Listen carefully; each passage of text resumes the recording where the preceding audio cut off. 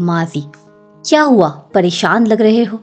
हिदायत शाह ने अपने घोड़े को दरख्त से बांधते जमीन पर शेर खान के पास बैठते फिक्रमंद लहजे में इस्तफसार किया तो दरख्त से टेक लगाए बैठे शेर खान ने गहरी सांस भरते हाथ में थामे कंकड़ को सामने नहर में फेंका।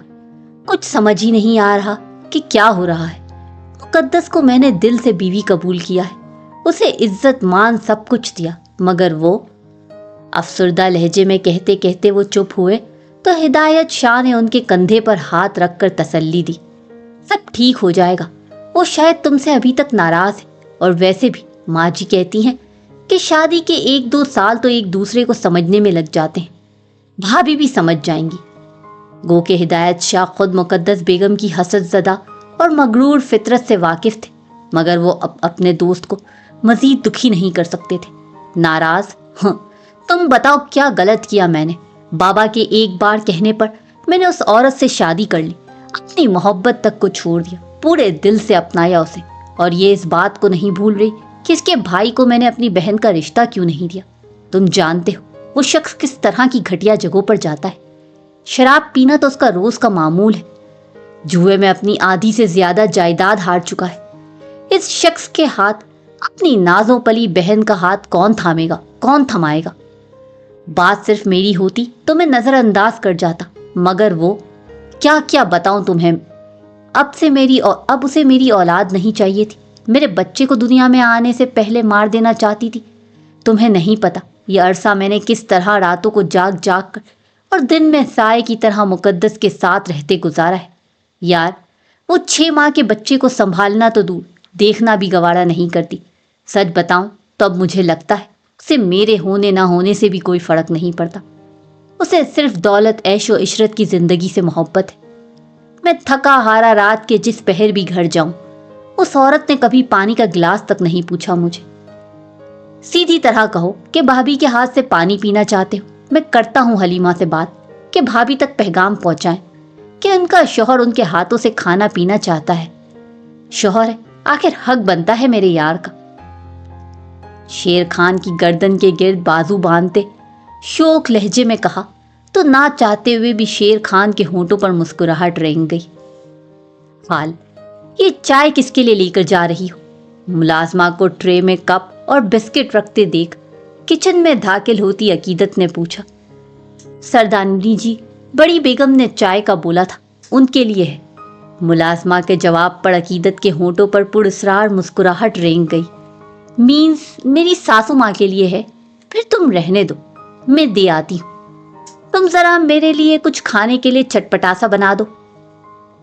कैबिन की जानिब कदम बढ़ाते हुए कहा तो मुलाजमा ने जी सरदारनी जी कहकर फ्रिज से सामान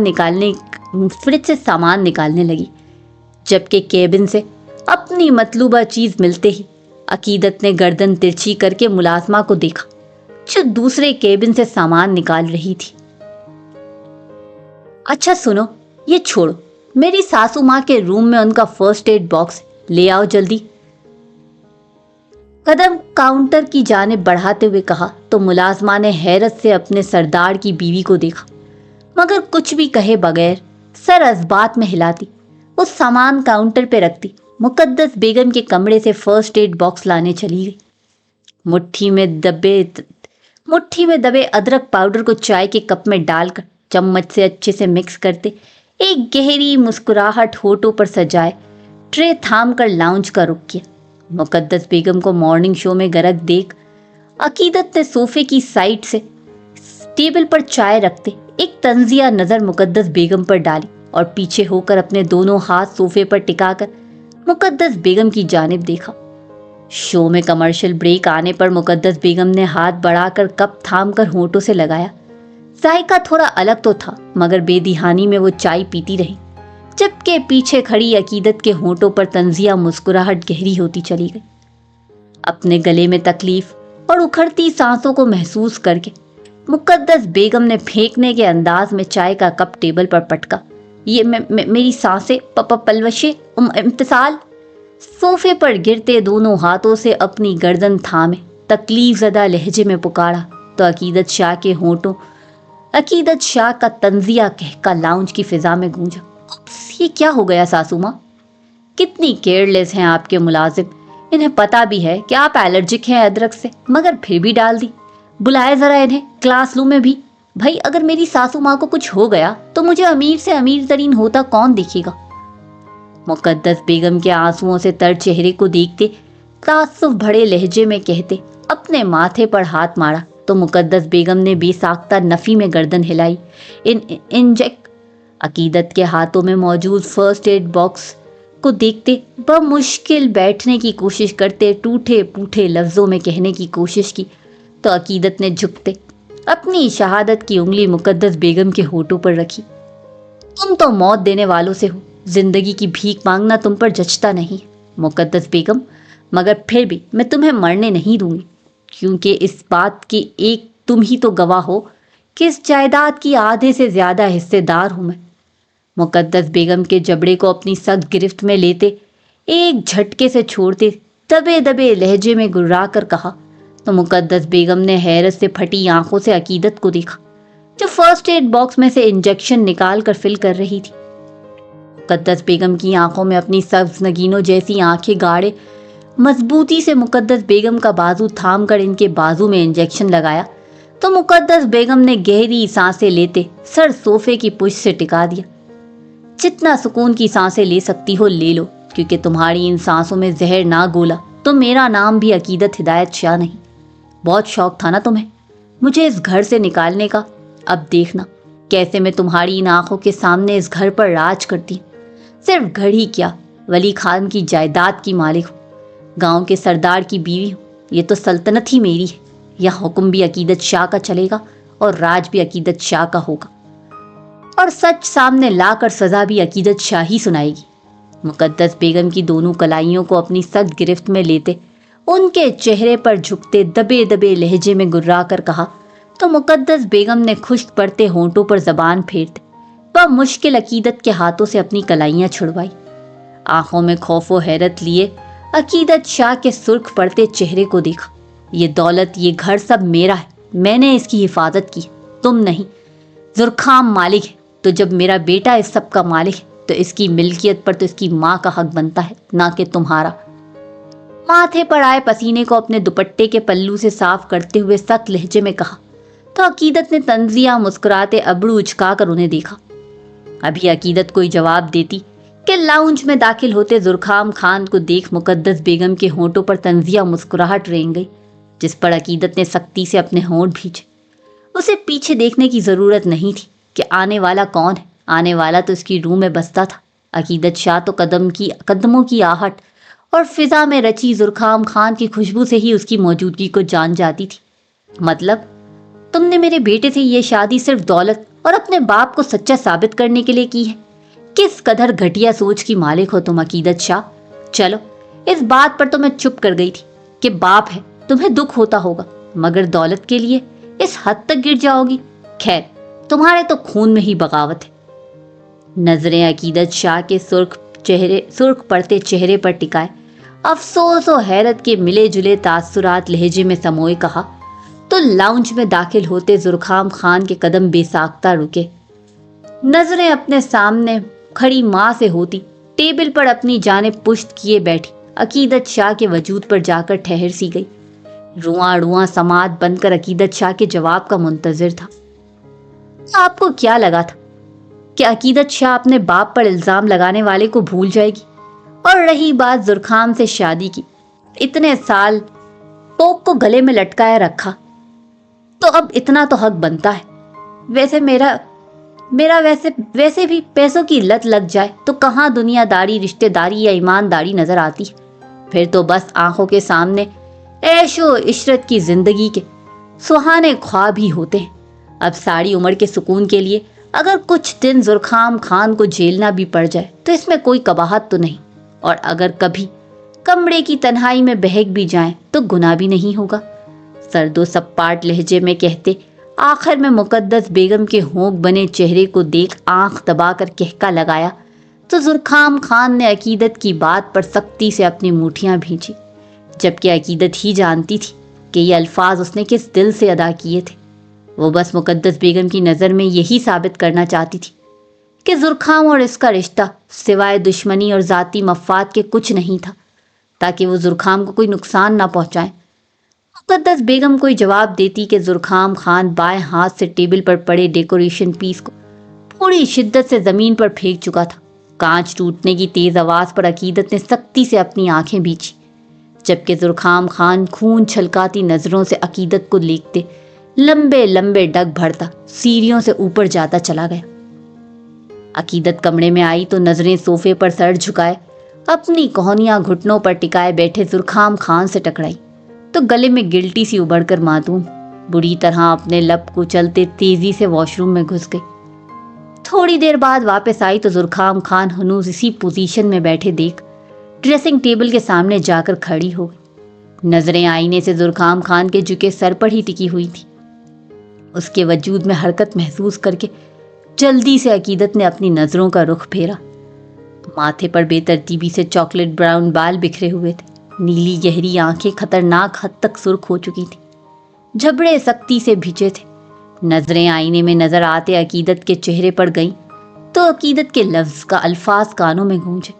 زرخام خان نے سختی سے اپنی مٹھیاں بھیجی، بلیک کلر کی شارٹ فراک کے ساتھ بلیک کیپری پہنے، گلے میں ریڈ کلر کا دوپٹہ لیے، گولڈن گھنے لمبے بالوں کو رف سے جوڑے میں قید کیے، سبز نگینوں جیسی آنکھوں میں کاجل کی لکیر کھینچی، گلابی بڑے بڑے ہونٹوں پر ریڈ لپ گلاس لگائے اپنے ہوش ربا سراپے سے وہ پل میں کسی کا بھی ایمان ڈگمگا سکتی تھی۔ عقیدت شاہ کا قیامت خیز دل پر بجلیاں گراتا یہ روپ زرخام خان کو اس وقت ایک آنکھ نہیں بھا رہا تھا۔ کوئی اور وقت ہوتا تو شاید وہ آج عقیدت کو اس روپ میں دیکھ کر ضبط کے سارے بندھن چھوڑ کر عقیدت کی روح میں شامل ہو جاتا، مگر اب اس کا بس نہیں چل رہا تھا کہ ساری دنیا کو تہس نہس کر دے۔ وہ جانتا تھا کہ یہ عقیدت نے ضرور مقدس بیگم کو غصہ دلانے کے لیے کیا ہوگا، مگر زرخام خان کو پھر بھی گوارا نہیں تھا کہ ان کا رشتہ کسی بھی وجہ سے لوگوں کی نظروں میں مذاق یا سوال بنے۔ ادھر آؤ عقیدت، زرخام خان کے ٹہرا دینے والے لہجے اور آگ سی تپش لیے نظروں کو خود پر محسوس کر کے عقیدت شاہ کو اپنی ریڑھ کی ہڈی میں سنسناہٹ محسوس ہوئی۔ میں اپنی طرف انگلی کرتے بے وقوفانہ سوال کیا تو زرخام خان نے خون چھلکاتی نظروں سے عقیدت کو گھورتے سر اثبات میں ہلایا۔ گہری سانس بھرتے عقیدت نے پلٹ کر قدم زرخام خان کی جانب بڑھائے۔ زرخام کی سرد نظریں عقیدت کو اپنے وجود کے آر پار ہوتی محسوس ہو رہی تھی۔ پسینے سے تر ہوتی ہتھیلیوں کو اپنے دوپٹے کے پلو سے صاف کرتی وہ 2 قدم کے فاصلے پر زرخام خان کے سامنے کھڑی ہوئی تو زرخام نے اپنی سخت گرفت میں عقیدت کی کلائی تھامتے ایک جھٹکے میں گھٹنوں کے بل اپنے سامنے زمین پر بٹھایا۔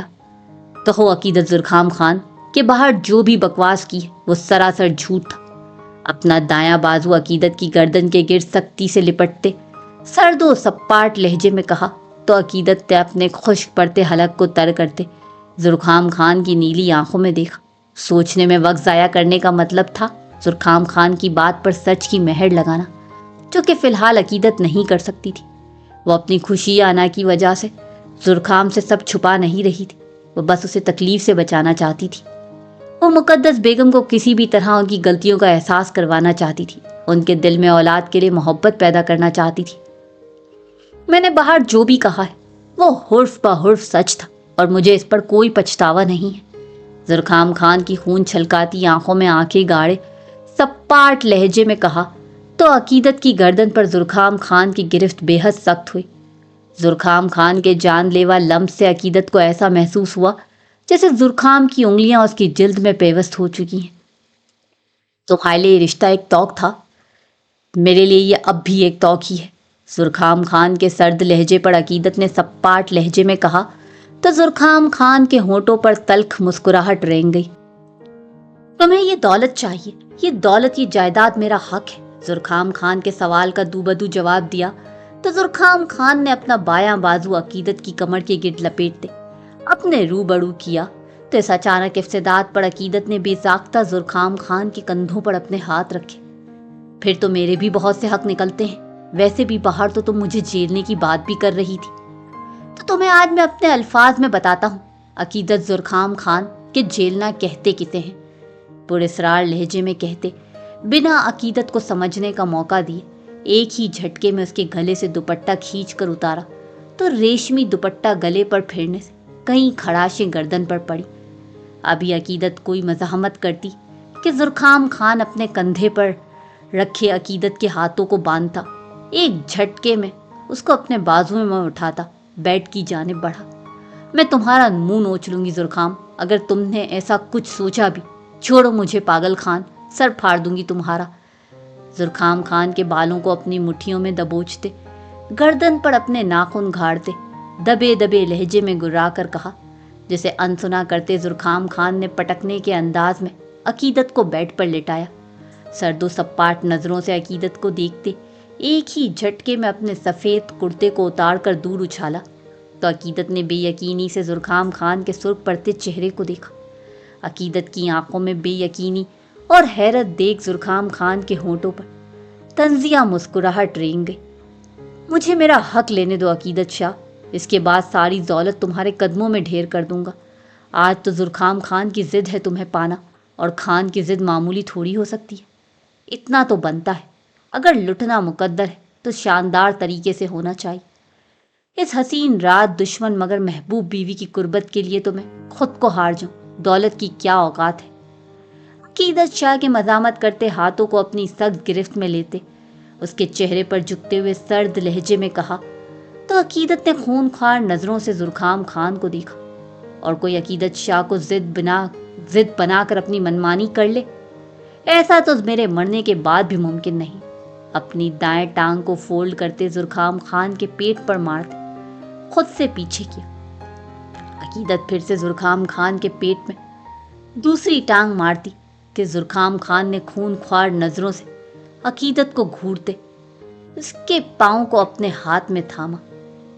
ابھی عقیدت کچھ سمجھتی کہ زرخام خان نے اپنے وجود کا سارا بوجھ اس کے عقیدت پر ڈالتے جھک کر بنا عقیدت کو سمجھنے کا موقع دیے دائیں جانب کندھے سے شرٹ کو نیچے کھینچا۔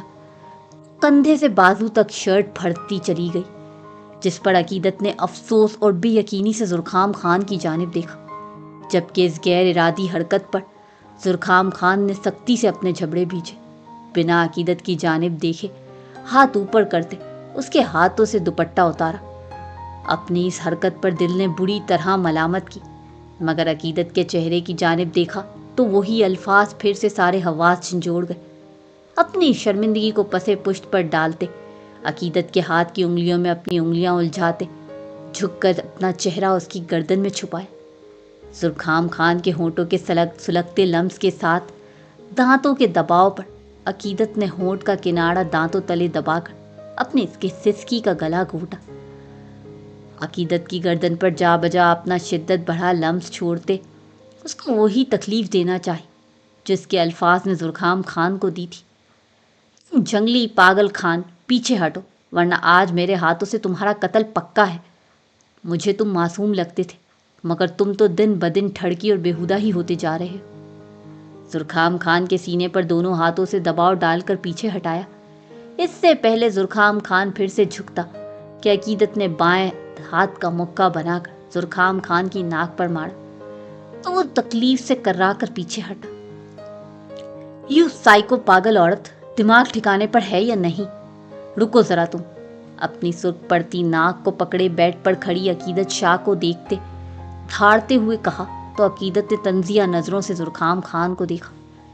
زرخام خان کو اپنی جانب بڑھتا دیکھ کر ابھی وہ بھاگتی کہ اس نے عقیدت کی دائیں ٹانگ کو پکڑ کر کھینچا تو عقیدت اوندھے منہ بیڈ پر گری۔ جو تم نے کہا ہے نا عقیدت، وہ یہاں دل پر نقش ہو گیا ہے۔ کوشش کرو کہ میرے سامنے کم ہی آؤ۔ اس بار محبت دل و دماغ پر حاوی نہیں ہونے دوں گا، جان لے لوں گا تمہاری، اور تمہاری قسم رتی برابر بھی افسوس نہیں ہو۔ اور آخری بات، میرے قریب بھی مت آنا ورنہ تمہارے وجود کو تو آگ لگاؤں گا، اپنے وجود سے تمہارا لمس مٹانے کے لیے خود کو بھی راکھ کر ڈالوں گا۔ عقیدت کی گردن کو اپنی سخت گرفت میں لیتے زخمی شیر سی دھاڑ لیے گرا کر کہا۔ ایک جھٹکے میں عقیدت سے پیچھے ہٹتا، ایک خون خوار نظر عقیدت کے سرخ پڑتے چہرے پر ڈالتا، کبڈ سے ڈریس لیتا ڈریسنگ روم میں بند ہو گیا، جبکہ عقیدت بیڈ پر چت لیٹی खाली नजरों से छत को देखती बुरी तरह लब कुचल रही थी। दरवाजा खुलने की आवाज पर गर्दन तिरछी करके देखा तो जुरखाम खान को ड्रेसिंग के सामने चेहरे पर चट्टानों सी सख्ती लिए खड़ा देख और खुद को नजरअंदाज करते महसूस करके अकीदत को अपने दिल में ठीस सी उठती महसूस हुई। उसकी मौजूदगी को सिरे से नज़रअंदाज करते जुरखाम खान अपने बाल सेट करता, दरवाज़ा धार से बंद करता वहाँ से निकलता चला गया। गहरी सांस भरते अकीदत ने अपनी उंगलियों के पोड़ों से अपनी गर्दन पर जुरखाम खान के दिए जख्मों को महसूस करने की कोशिश की। गर्दन पर होती जलन पर अकीदत ने सर झटकते करवट बदलते आंखें मूंद ली, जबकि अपनी जीप के पास खड़े होते जुरखाम खान ने एक शिकवा कुना नजर अपने कमरे की खिड़की पर डाली और तैश में अपने हाथ का मुक्का बनाकर जीप पर मारा। कभी माफ नहीं करूंगा अकीदत, कभी नहीं, सर्दो सपाट लहजे में कहता एक आखिरी नजर खिड़की पर डालकर जीप स्टार्ट करता वो हवेली से निकलता चला गया।